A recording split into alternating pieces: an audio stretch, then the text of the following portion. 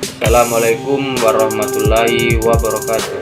Selamat datang di channel KKN 46 Kondisi Luar Biasa Universitas Mula Warman. Never mind all our worries. If you do it just the way you like, maybe I could wait till are you?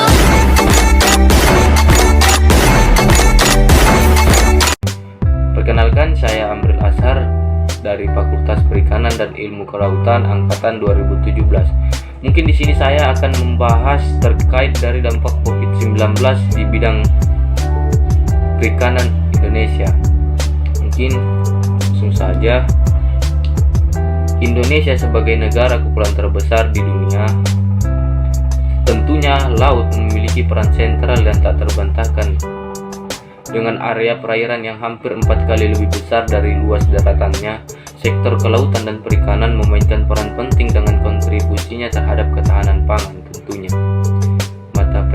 tentunya mata pencaharian dan penerimaan devisa. Saat ini lebih dari 6 juta orang terlibat di sektor kelautan dan perikanan Indonesia, termasuk pebisnis dan nelayan kecil. Pandemi COVID-19 ini memiliki pengaruh terhadap sektor kelautan dan perikanan. Beberapa di antaranya adalah penurunan produksi dan terganggunya rantai pasok akibat social dan physical distancing, serta beberapa wilayah yang mengalami pembatasan akses sementara. Hal tersebut berdampak tidak hanya pada pebisnis besar, namun juga keseluruhan daripada rantai, termasuk pengiriman produk ikan, pakan, hingga akses pasar nelayan ataupun petambak tradisional. Kondisi pandemi ini pun menyoroti pentingnya ketangguhan pada sektor kelautan dan perikanan dalam menghadapi pandemi COVID-19. Dan juga pandemi COVID-19 menyadarkan kita untuk kembali mendefinisikan hubungan dengan alam. Perlu diingat kembali bahwa kejadian ini tidak terlepas dari rusaknya sumber daya alam dan habitatnya. Eksploitasi yang secara berlebihan dilakukan pada sumber daya alam di darat maupun di laut mengakibatkan kerusakan lingkungan yang sangat fatal, dan ini menjadi salah satu penyebab munculnya pandemi COVID-19. Sebagai respon menghadapi pandemi, diberlakukanlah pembatasan aktivitas yang menyebabkan terhambat dan terhentinya kegiatan disrupsi terhadap supply chain produk pangan pada bidang perikanan. Dalam waktu lama dapat menimbulkan krisis pangan pada skala lebih besar.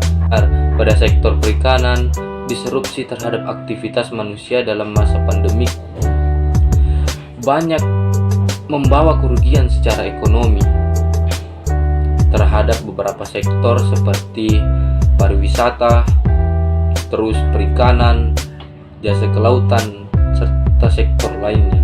Pandemi ini memang merugikan perekonomian, namun di sisi lain juga memberikan dampak positif, yaitu menurunnya tingkat eksploitasi alam yang secara berlebihan pada bidang tersebut diharapkan dapat menciptakan efek refugia bagi sumber daya alam, pemulihan stok, dan kondisi lingkungan secara umum.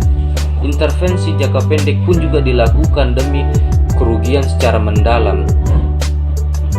Adapun diantaranya, yang pertama adalah membatasi dampak kerusakan dengan membantu stakeholder paling rentan dan mengalami dampak buruk. Yang kedua, memastikan aspek keamanan pelaku perikanan dengan pemberian masker, alat pelindung diri, dan sterilisasi infrastruktur perikanan. Serta yang ketiga, memberikan stimulus pemulihan seperti program gemar masyarakat makan ikan.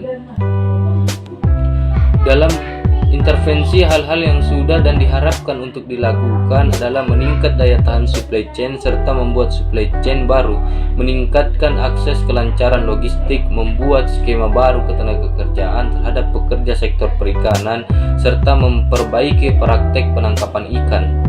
Selain itu, terdapat beberapa hal yang harus diperhatikan dalam pembuatan rencana dan pelaksanaan intervensi di lapangan.